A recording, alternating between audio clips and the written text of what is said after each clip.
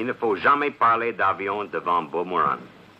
Il a suffi qu'un colonel sud-américain lui dise au bar d'un hôtel, nous ne comprenons pas pourquoi ce chasseur en vole, et hop, il a voulu essayer le prototype. Moi, j'ai raté un rendez-vous avec une charmante jeune fille.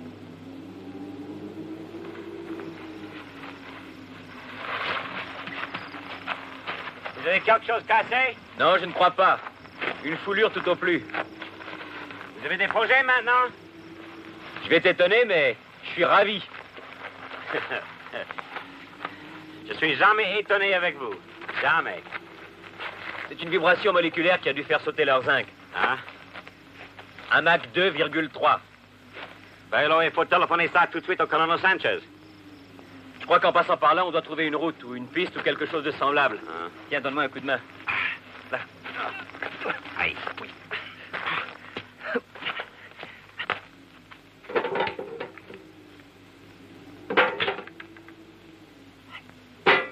Bill, tu entends pas? Hallucination, c'est pas bon.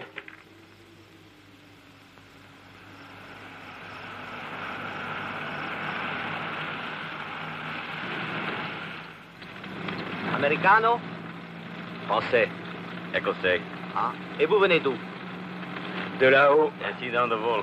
Ah, vous avez de la chance que j'ai du matériel à prendre le ferrocarril à San Fernando, à 300 km d'ici. Parce que dans ce désert, vous avez pu rester 8 jours, et peut-être 15. La route va bien quelque part, pourtant. Si, à Maloya, un bled perdu, à côté d'un forage de réserve de pétrole. J'y vais. Plus loin, nada. Nada. Il y a un docteur, non? Si, il y a même un hôpital. Je vais vous y conduire. Mais il faut que je passe d'abord au sentier à cause du chargement.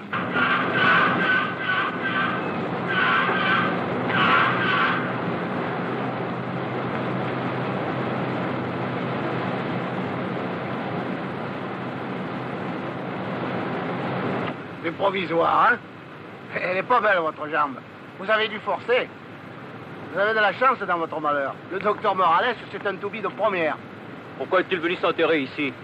Moi, hein, j'ai une morale. Rien demander, rien savoir. Vous voulez que je vous rase? Vous êtes coiffeur aussi? Je remplace tout ce qui manque. Bistrot, infirmier, menuisier, coiffeur. Impossible de se passer le bois. Et toujours dans le pétrole? Si possible. Merci d'être venu si vite. Ah, parce que vous nous attendiez. Dans mon pays, on dit espérer pour attendre. Alors, je vous espérais. Pas à vous, précisément, mais je pensais bien que mes rapports, ils seraient une suite. J'ai l'impression que vous faites erreur. D'accord, d'accord. Je suis tellement content que je deviens bavard. Vous avez raison. Je prends une bière.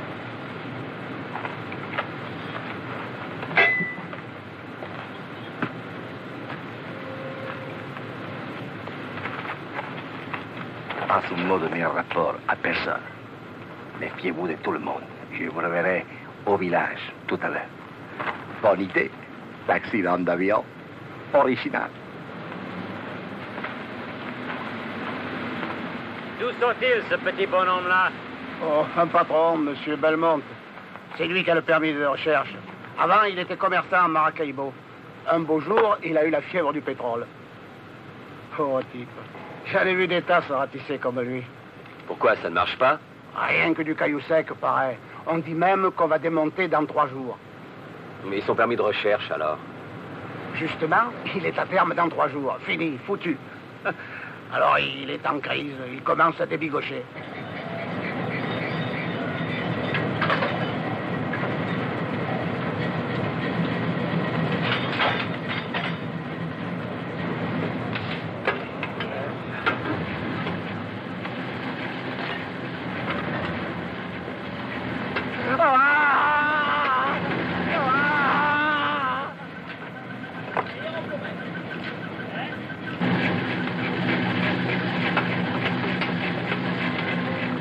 C'est drôlement arrangé. Si, Non lo viste venire. Con su manera di occuparsi di todo. Lleva al camión. Sí.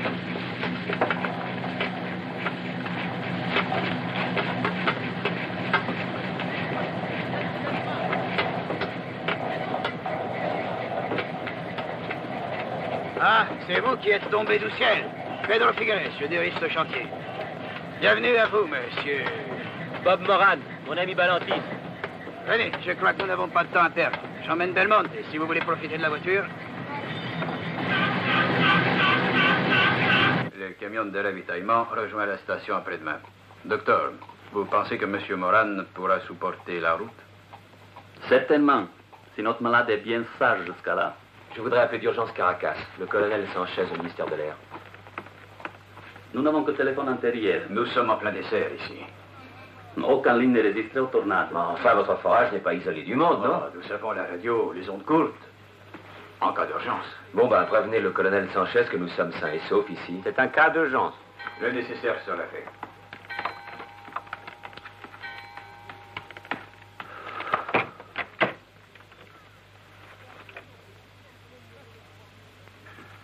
Dis donc, tu y crois, toi, à ma patte cassée? Si c'est pas une preuve. Hein? Oui, et ça te fait même un petit peu plaisir, non? Je suis très désolé. Menteur. Tu espères que je vais enfin me tenir tranquille? Le temps de se reposer un peu. Écoute, le type qui essaie de nous parler se fait fendre le crâne. Et ma foulure se transforme en... Ah, non. L'accident de vieux est peut-être une coïncidence, mais ça c'est médical. Hein? Nous n'aurions jamais fait tout ce chemin si ma patte avait été cassée. Il y a sûrement une autre raison, mais qui n'a rien de médical. Vous êtes comme un chien de chasse sur la piste des ennuis. J'en aurai le cœur net.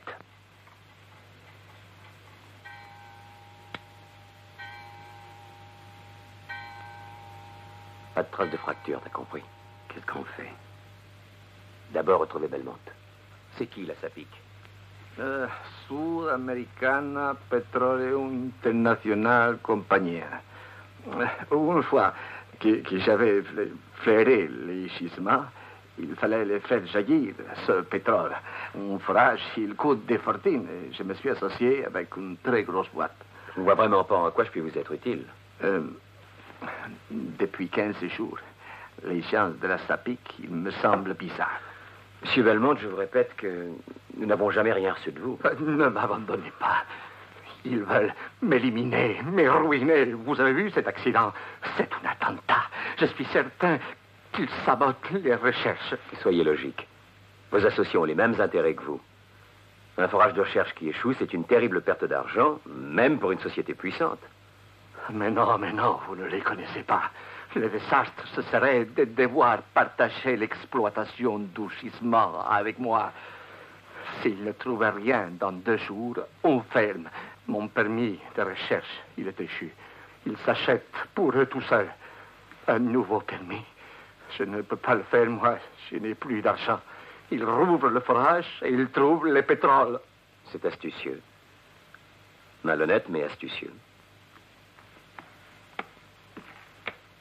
Seulement, je ne vois vraiment pas ce que je peux faire. Il faut prouver leur mauvaise foi. 2 jours. Il n'y a plus que 2 jours.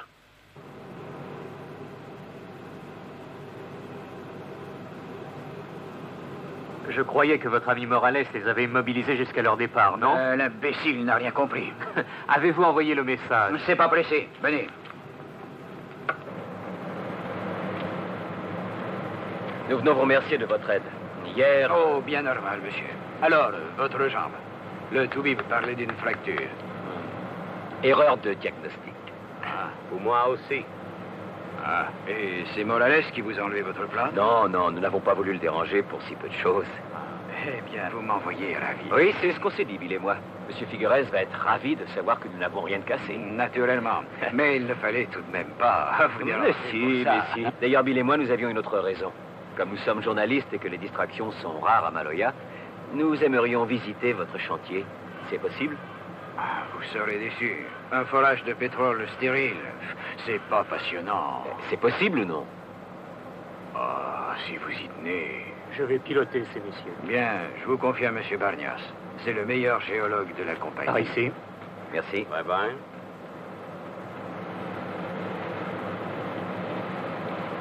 Juan, venga por aquí.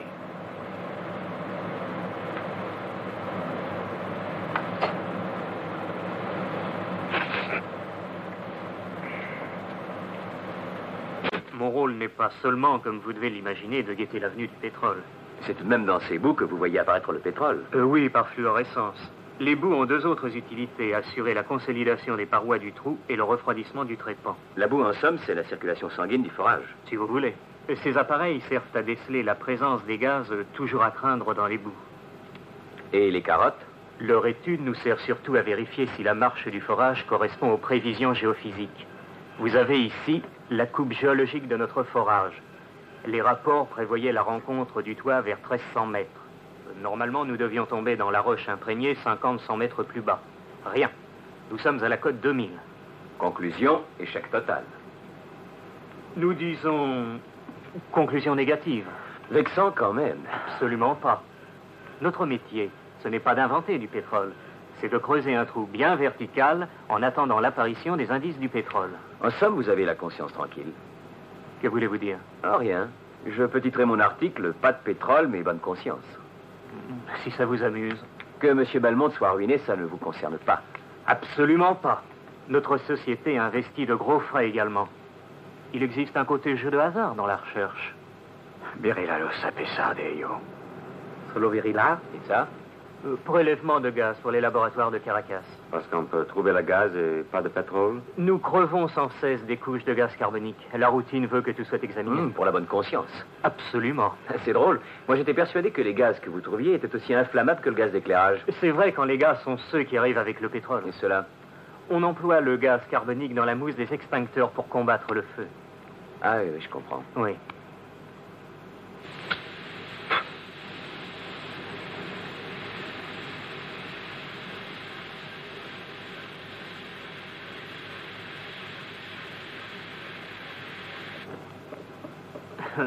De toute façon, il est formellement interdit de fumer sur le chantier. C'est une règle et un principe. Excusez-nous de ne pas comprendre l'espagnol. Bon, eh bien, si vous voulez continuer, j'ai des lettres à signer, des paperasses. Je vous rejoins tout de suite. Allez, tranquille.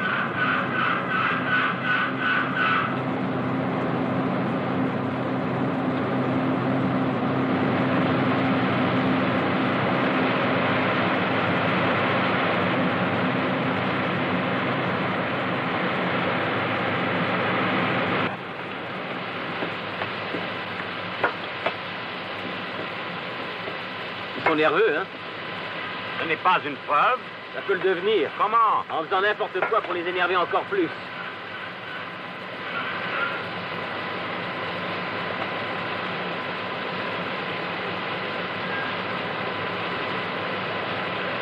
Cuidado, partisan! Ça complica! Qu'est-ce qu'il raconte, lui? Il dit que c'est dangereux. Ça brûle, il y a un acide ou de la soude caustique dans les boues.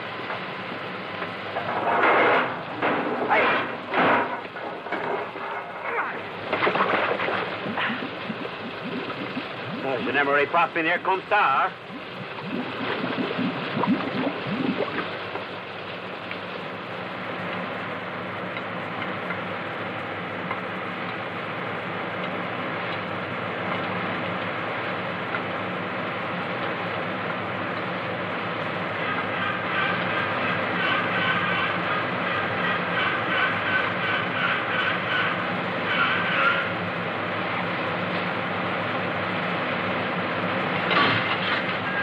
Non si quiere aquí. Usted no tiene gas, es peligroso. Vamos, vamos.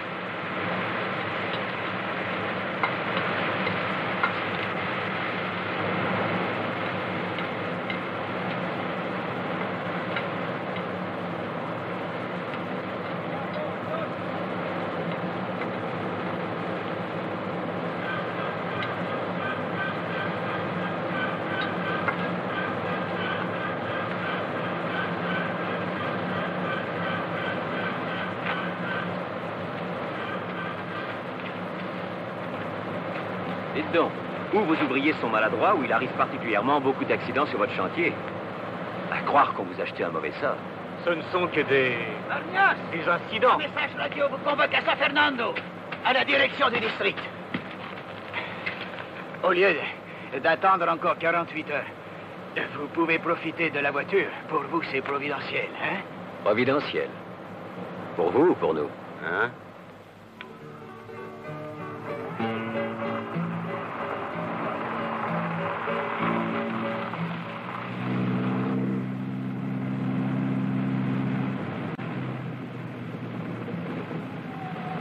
Vous nous permettrez bien d'aller dire au revoir à notre ami Belmont. Oh, impossible, hélas. Nous sommes déjà justes. Et vous risqueriez de rater le train de San Fernando. Navré. Moi aussi.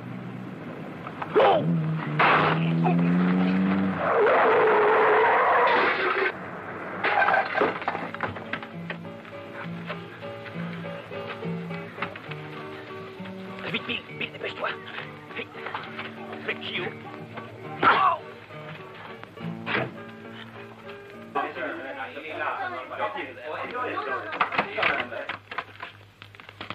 Que voulez-vous? Pour l'instant, régler quelques erreurs de diagnostic. Monsieur Belmont a reçu un choc, mais il n'a pas de fracture du crâne. Je préfère. Je craignais que ça soit... Quant à ma jambe... C'est idiot. Une stupide interversion de radio. Non, complicité. Devant un tribunal, le mot a un sens précis. Non, je ne veux pas. Vous ne voulez pas quoi? Pas de juge. Pas de procès. Ça dépend de vous. Pourquoi êtes-vous complice des associés de Monsieur Belmont? Je ne comprends pas. Mais si... Des traces. Il y a des fluorescences.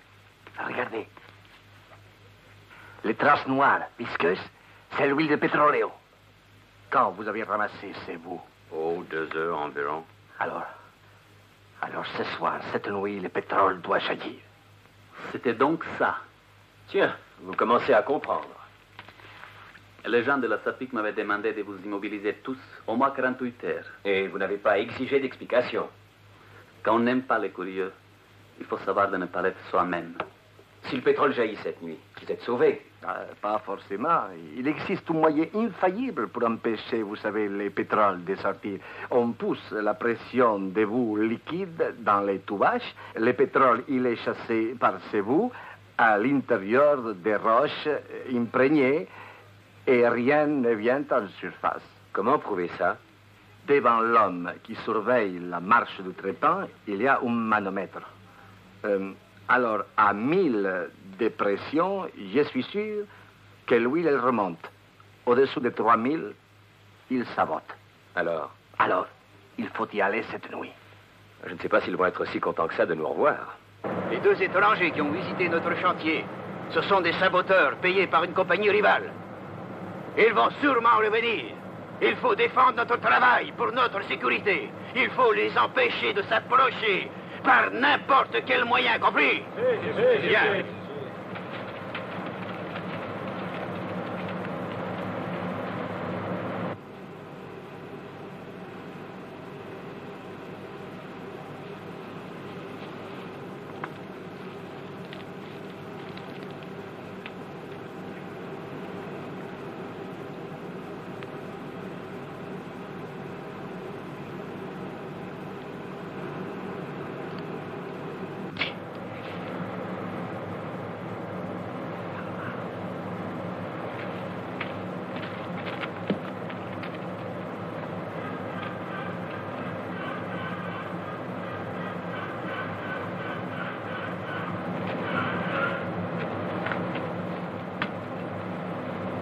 Maintenant, c'est bien délicat.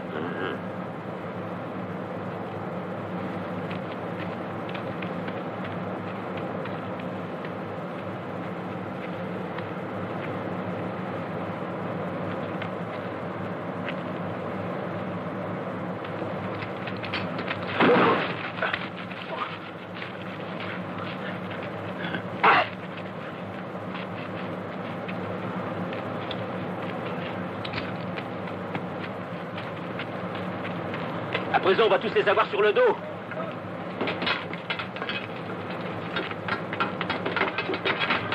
Essayez de gagner le plafond, mais je vais leur faire mon petit cercle.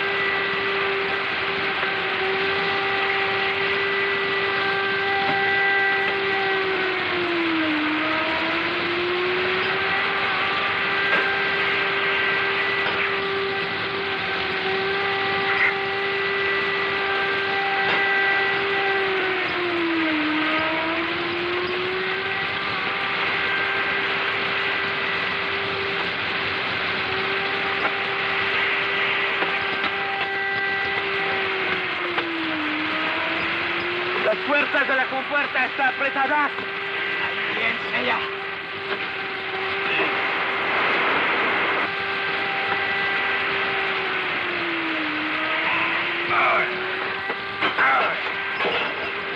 Suivez. Dans 10 minutes, avec le vent et la pluie qui menacent, la nappe de gaz atteindra le village.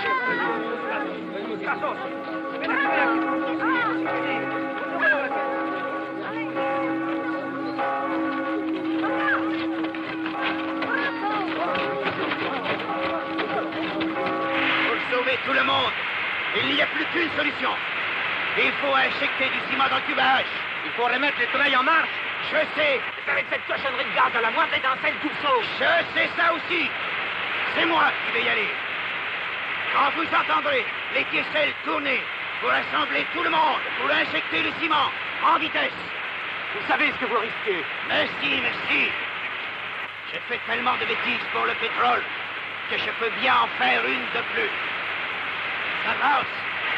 Ouais. Ils ne pourront plus dire qu'il n'y avait pas de pétrole.